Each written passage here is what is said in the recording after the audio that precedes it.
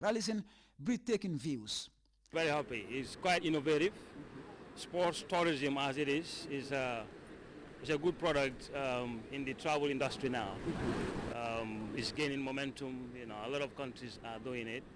People all over the world are traveling around the world to either view one type of sport or the other, or even take part in it for recreational purposes. It's the charming effect of a new tourist season, going skywards in ways intended to call greater attention to the smiling coast. Ibrahima, this is great in the sense that we have different nationalities participating in this event, coming here for the first time. We have Australians, we have the French, we have the Dutch, we have the Swiss, we have the Germans.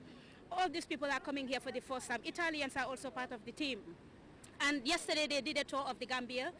We've exposed them to the Gambia, to the beauty and the warmth of the Gambia, and we're hoping that they will come back as tourists, not even for the skydiving event. You do need new additions. You need new additions, and this is an excellent injection into the tourism sector.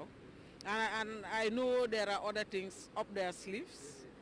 They have a new board at the GT board, and they're all working together to, create new things. The supervan proposes to make 10,000 lifts, accommodating a vast number of jumpers before leaving the Gambia. Yet officials have a full itinerary, bringing more skydiving teams to the destination as the season unfolds. We just made our first jump this morning here on the beach front of the Senegambia Beach Hotel, and it was really good. We had a lot of fun. I would like to thank the country, the Gambia, for welcoming us. That's big organization to have skydivers here, and the Gambia and all the authorities did a great job. Thank you very much. Tourists relishing a sunbath at the ravishing Senegambia beach had the time of their lives, viewing spectacular jumps by the amazing skydivers. It's easy to get tempted watching such remarkable leaps from the sky, yet this lady wouldn't be enticed. Hope you loved it. I love it, but only to see. Only to see. You're not gonna try it. I'm not jumping out of the plane. A spirited winter break going to the ceiling is really just the first beginnings of a new tourism strategy, being propelled by officials to emphasize the unmissable fascination of what is fast imagined as the continent's top destination. Ibrahima Jata, GRTS. Staff of the International Tripano Tolerance Center and their partners have gathered to fine-tune the center's new 10-year strategic plan. Fadu Jase reports the two-day forum, which looked at some contemporary issues affecting the institution, was opened by the Minister of Agriculture, Solomon Owens. This is the fourth event used by the staff and management of the ITC in the process of developing a new 10-year strategic plan. An overview of the outcome of the consultative process for the development of the new 10-year strategic document was summarized during the session. This was the second second workshop in the process. Then we thought it was also a good idea to have an electronic forum where we opened up the discussion to a wider audience that couldn't attend any of those workshops to get their own inputs.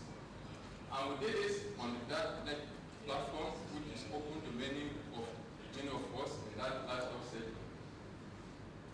On that program, we actually indicated that the objective of this forum is to give the opportunities for newcomers who haven't done anything with us on this issue, and also to provide additional opportunities for those who have done work with us to think about what they said before and modify as appropriate. The Minister of Agriculture, Solomon Owens, described the forum as timely. Distinguished guests, we now live in a rapidly changing world in which we are confronted with more and more complex issues and problems, including what appears to be an intractable poverty, the threat of biodiversity losses, including animal genetic resources, and the impact of climate change, the magnitude and directions of which are still being studied, evaluated, predicted, and compiled.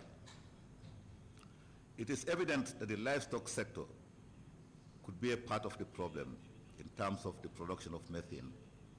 Minister Owens argued that participants should critically look at the document and contribute effectively to fine-tune it so that it becomes an implementable and effective plan. The government of the Gambia and the Council of ITC have initiated a series of discussions on this issue with the ECOWAS Commission. As recently as in September of this year, a face-to-face meeting was held with the Commissioner for Agriculture, Livestock and Fisheries of ECOWAS in response to a directive from the President of the Commission that both parties meet to develop a roadmap that will lead to the achievement of the above goal. The team leader, Edie Reggie, said the International Tripano Tolerance Center facilitates the doing of frontline research. It is very clear in our minds, and we had a discussion with Ola these last few days, that ITC is not going to be a groundbreaker in doing frontline research. ITC is going to be a groundbreaker in facilitating the doing of frontline research. ITC is going to be a groundbreaker in providing leadership at the regional level in making the groundbreaking research and development happen. The ambition of ITC is to consolidate the gains as well as expand regional reach and work effectively with more countries to transform it into one of the ECOWAS livestock research development centers. For GRTS News, I am Fatou Jassi.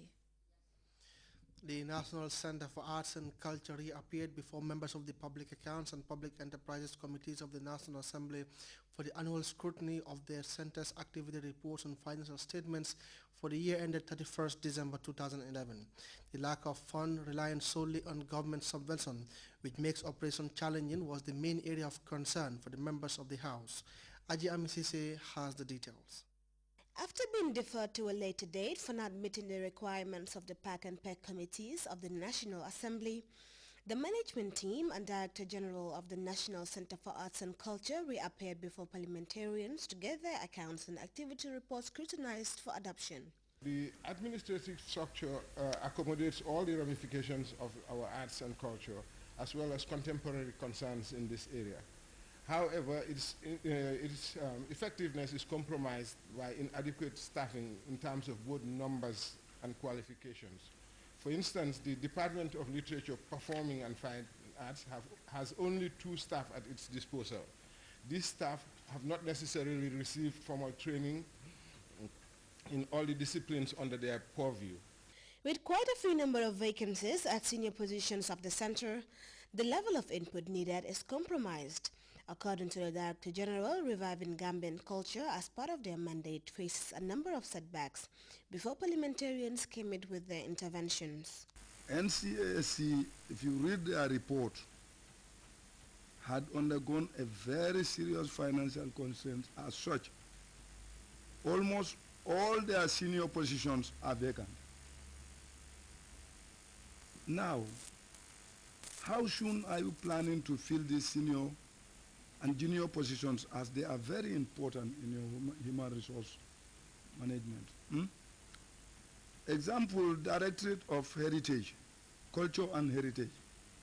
Director is vacant, 2 of the directors are vacant, accountant is vacant. If you correlated that to the projection of UNESCO, saying that in 50 years to come, 50 languages will disappear, I'm asking you, what effort are you doing in order, to preserve our Gambian languages from that disaster?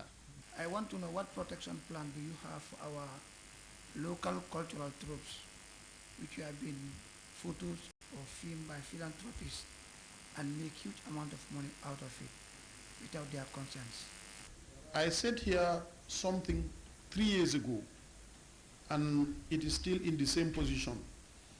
I said here that in the 60s and the early 70s,